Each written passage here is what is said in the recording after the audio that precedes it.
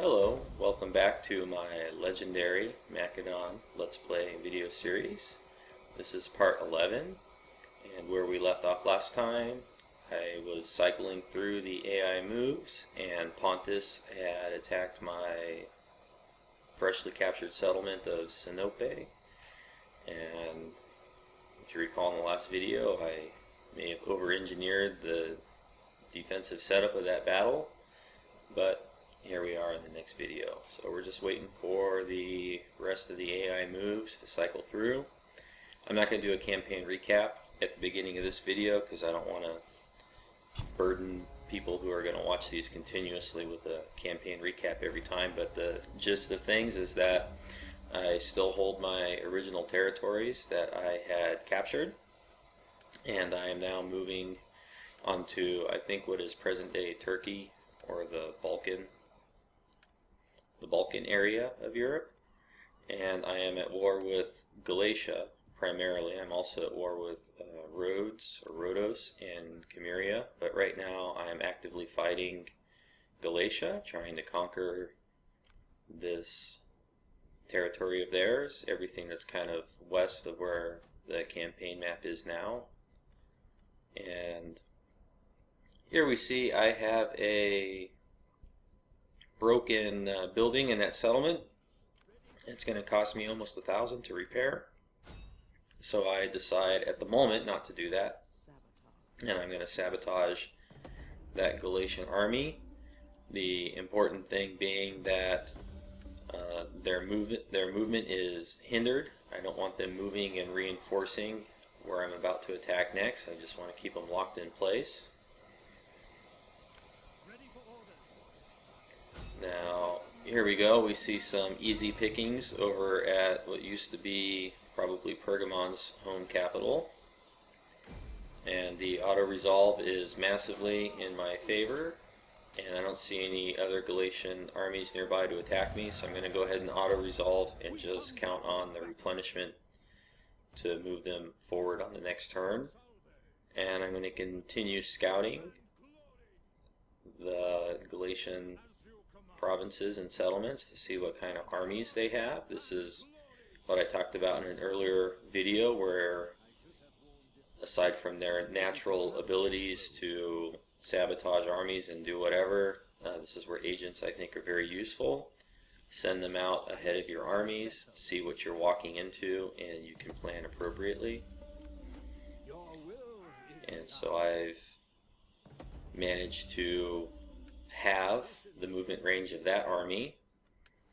So neither of the Galatian armies that are visible at the moment are really able to threaten any of my settlements because their movement has all been hindered.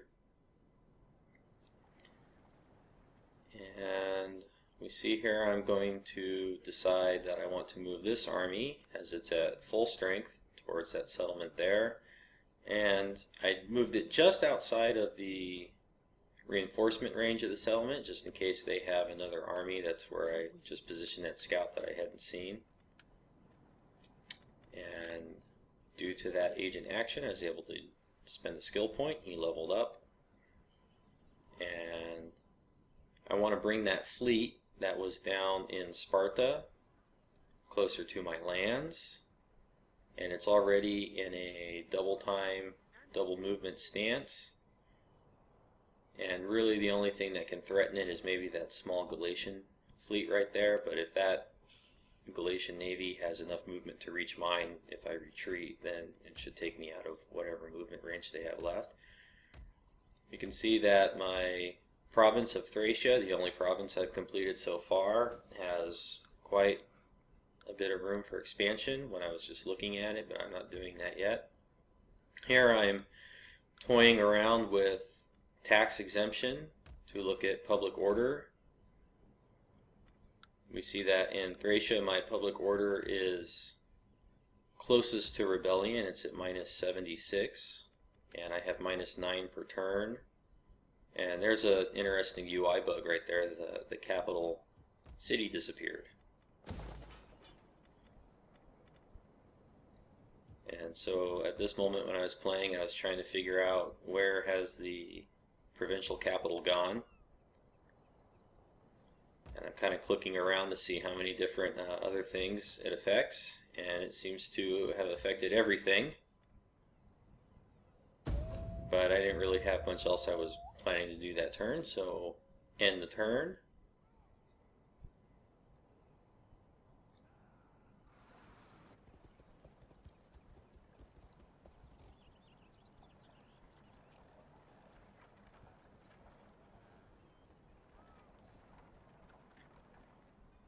And we see that they come out and perform an agent action against me.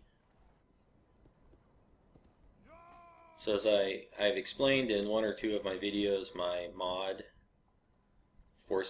makes the AI spend more of its budget allocation towards military and navy, and a little bit more towards building, and a little bit building actual buildings, and a little bit less towards agents. But we see also here that the AI is still using agents actively against me in moments when it seems appropriate. So I don't think my mod has made a huge detriment to that behavior. Now here's something I do quite frequently. I will destroy a building and then forget about it, and then a turn or two later the slums appear, and I'll destroy the slums, and then I'll forget about it again. And usually after the slums have come back twice, I finally remember it.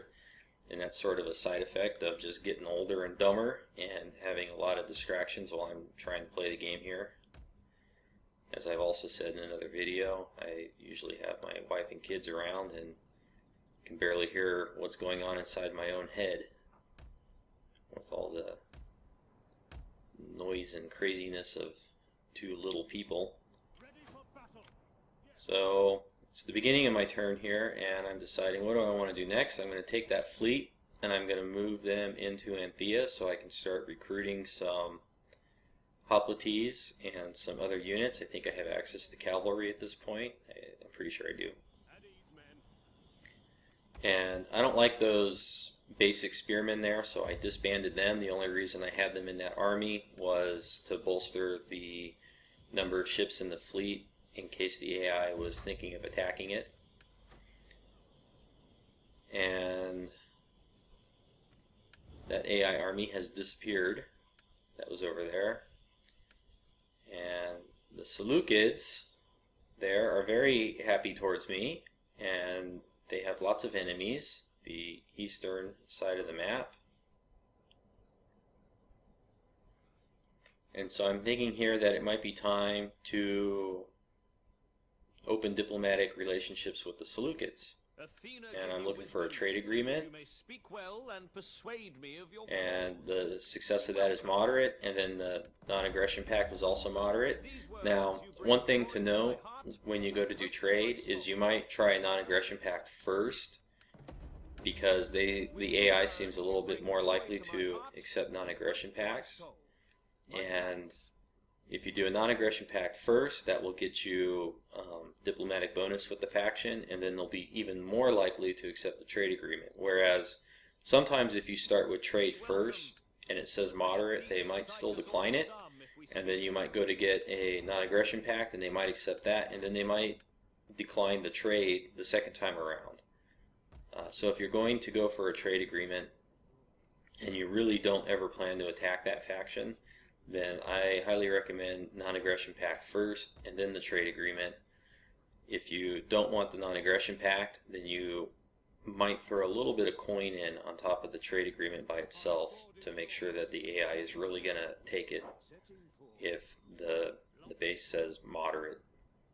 I hope I explained that clearly enough. Now, the Galatian armies are moving a little bit closer to my settlement or province, provincial capital of Nicomedia. And here's Ancyra, mostly undefended. I decide to sabotage the garrison, and I move myself forward to attack. And really I probably could have auto-resolved right here, but I decided to lay siege because I would rather fight a battle, and I'd rather fight them in the open field, so if I lay siege, then they may sally out at some point and attack me. Other than that, I think it was 2 turns until I captured anyway, so 2 turns of a small amount of attrition is no big deal. So that might also have been part of my thought process. Now the AI here, he has a few armies, and really I want to hinder movement. That's my goal here. I want to hinder movement. I want to keep them in place while I capture all of the settlements. Success comes naturally to some. We hunger for battle.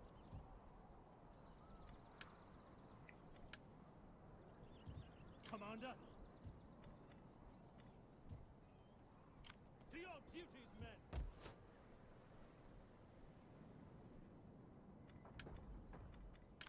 My skills are yours. And putting a skill point into that poison provision branch or leaf.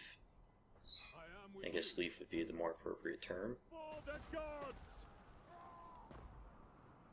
And if you don't know why, then go study some computer science.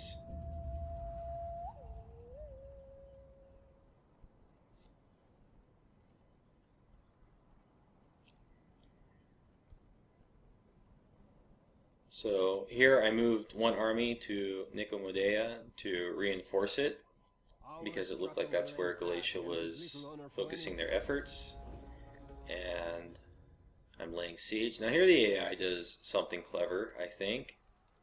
They have performed an agent action and then they attack me. Now if you look down at my forces there, there's that empty slot down in kind of the bottom right, and the reason that's empty is because that army now only has 19 units in it. They have either wounded or killed my general before attacking me. So I have no general in this battle. I'm going to have an ad hoc general. It is now my cavalry unit is the general.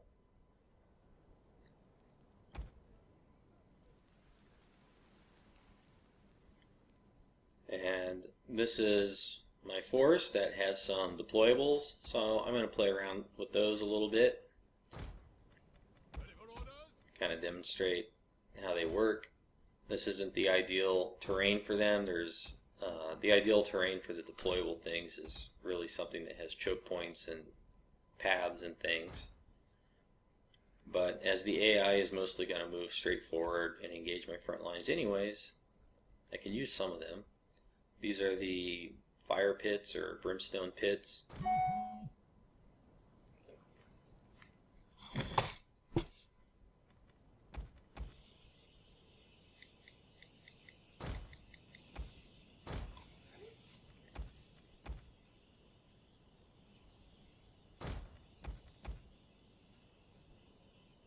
And so there we go. I've used the little spiky ground things and the barricades to protect my left flank. I've got the brimstone pits out in front and the fireballs near them. Or fireballs, that's actually what they're called. I was just ad hocing, making that up. But I'm probably not going to use the fireballs in this one because they need to roll. And as they're on flat terrain, if I run out there and light them, I really don't know which way they're going to roll. They might roll back into my own troops. Probably shouldn't have even put them down. So here we are on full battle speed. Just waiting for the AI to come over here. This is one of the reasons why I get confused when I read on the forums that people say the battle maps are too small. On full speed, it takes the armies, if one is stationary, if one army is stationary at full speed, it takes practically 2 or 3 minutes anyways for them to cross the battlefield. And maybe a minute's more realistic, but I mean, how long do people want to spend just maneuvering troops on a battlefield? Citizen cavalry!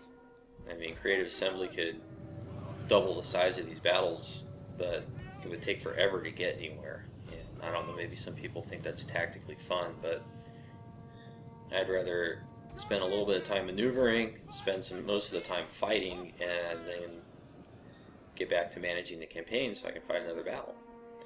So here we go. I'm moving my missile units to fire at the enemy on the left flank, and I'm trying to move my missile units out to the right flank to kind of get around the enemy.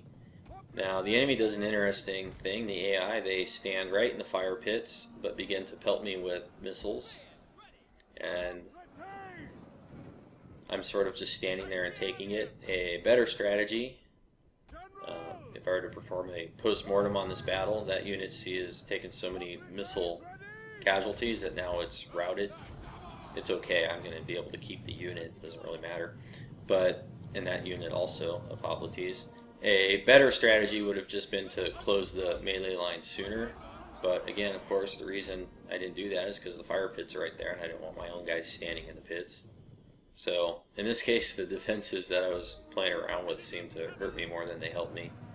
But I don't lose any units, and Galatia doesn't have very many forces remaining on the campaign map, so I'm not too worried about them. It's okay if I have a couple units that are low at this point.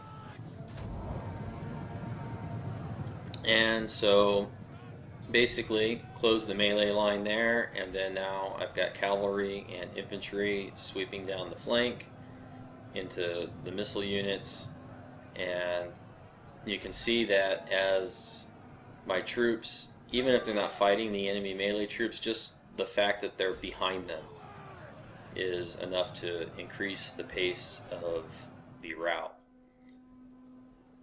So as I've said, I was going to win this battle pretty much regardless.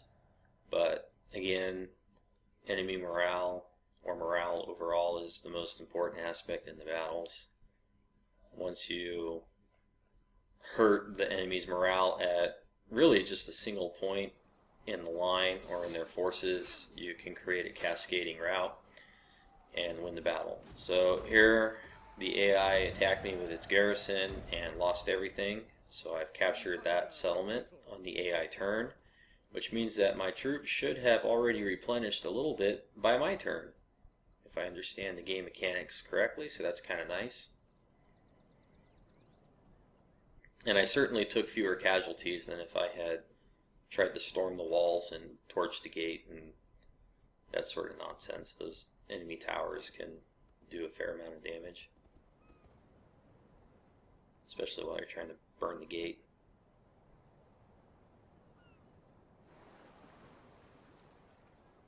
So I've completed a siege technology, and here the game is prompting me to replace my general, and that is for the general that was assassinated or wounded at the settlement of Ancyra.